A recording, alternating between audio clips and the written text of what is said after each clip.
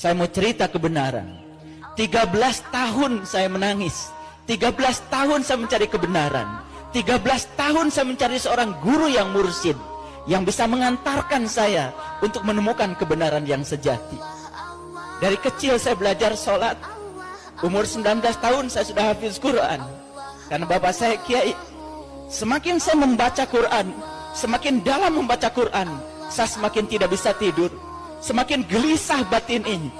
Katanya Allah ada bersama dengan kita, lebih dekat kepada kita daripada urut leher kita, tapi kita belum bisa membuktikannya. Katanya Allah bersama dengan kita, tapi sholat saya selama itu tidak pernah bisa khusyuk. Rakaat demi rakaat dilakukan, tetapi apa yang saya ingat, apa yang saya sembah, saya tidak mengerti.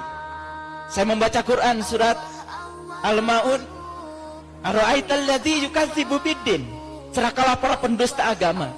Fazalikal ladzi yad'ul yatim, yang mentelantarkan yatim. Siapa yatim itu sesungguhnya? Dari kehidupan kita sehari-hari kita tahu yang namanya yatim adalah mereka yang tak beribu, yang tak berbapa. Tapi begitu saya membuka lembaran-lembaran kitab yang hakiki, ternyata yatim bukan yang tak beribu, tak berbapa. Bukan manusia yang namanya yatim. Yang tak beribu, yang tak berbapa bukan manusia. Setiap manusia yang lahir ke dunia pasti ada ibunya, pasti ada bapaknya. Betul? Cuman ada yang sudah meninggal, ada yang masih hidup. Siapa yatim itu sesungguhnya? Yang tak beribu, yang tak berbapa. Berarti yang yatim adalah yang tidak pernah dilahirkan. Siapa yang tidak pernah dilahirkan? Yang tidak pernah dilahirkan adalah jiwa kita. Yang tidak pernah dilahirkan adalah diri sejati kita. Itu yang tidak pernah dilahirkan. Itulah diri kita yang sebenarnya, yang ditiupkan langsung oleh Allah. Fa idza sawaituhu wa nafakhtu fihi min ruhi faqaulahu sajidin. Dan ketika aku telah selesai menciptakan tubuhmu, aku tiupkan ruhku. Itu yang yatim.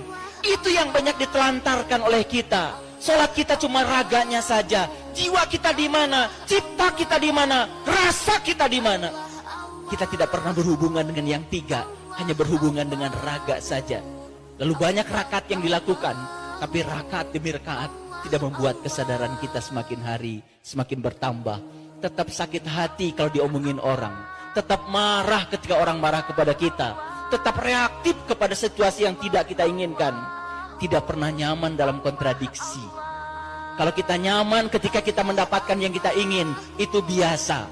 Tapi kalau kita tetap nyaman dalam kontradiksi, mendapatkan yang tidak kita inginkan, tetap nyaman, itu ukuran spiritual. Disitulah ukurannya akhlak kita. Sholat bukan tujuan, tujuan kita adalah akhlak. Nabi Muhammad menjadikan sholat sebagai sarana untuk membangun akhlak. Saya bertemu dengan seorang guru yang mursyid, yang bisa mengajarkan cara meniti ke dalam diri, menemukan siapa diri saya, siapa Tuhan saya. Justru saya tidak menemukan di pesantren, tanpa menganggap rendah pesantren. Jadi kalau begitu, di mana sebetulnya ilmu agama yang sebenarnya itu ada?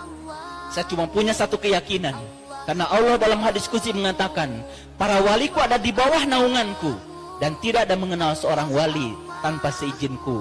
Kewalian seseorang tidak akan pernah ditampakkan kecuali kepada mereka yang mencarinya, yang merindukannya. Saya cuma bisa mendoakan pada ibu bapak sekalian, semoga setelah ini bapak ibu bisa menemukan seorang pewaris ilmunya Nabi, yang bisa mengajarkan ilmunya Nabi. Seorang sahabat bertanya pada Rasulullah, ya Rasulullah, aku bahagia hidup sejaman dengan engkau, karena aku mendapatkan ilmu langsung dari tanganmu. Apa kata Rasul? Engkau bahagia karena hidup sejaman dengan aku, tapi jauh lebih bahagia umatku, kata Nabi, yang hidup tidak sejaman dengan aku, tapi mereka masih dapat ilmuku dari para pewarisku. Maka Nabi mengatakan, al-ulama warasatul anbiya. Ulama adalah mereka yang mewarisi ilmunya Nabi. Di mana ilmunya Nabi sekarang? Subhanallah. Yang menceritakan Allah banyak orangnya, yang tahu Allah sedikit orangnya. Yang mengaku menyembah Allah banyak orangnya, tapi yang diaku oleh Allah bahwa dia menyembah Allah sedikit orangnya. Allah sendiri mengatakan di Quran, Sullatun minal awwalin wa qalilun minal akhirin. Yang beriman itu sebagian awalnya banyak, tapi setelah diseleksi oleh Allah, tinggal sedikit. Makanya di dalam Al-Kahfi dikatakan, tinggalkan kebanyakan orang, cari gua yang bisa memberikan keselamatan. Masuklah pada kelompok yang sedikit.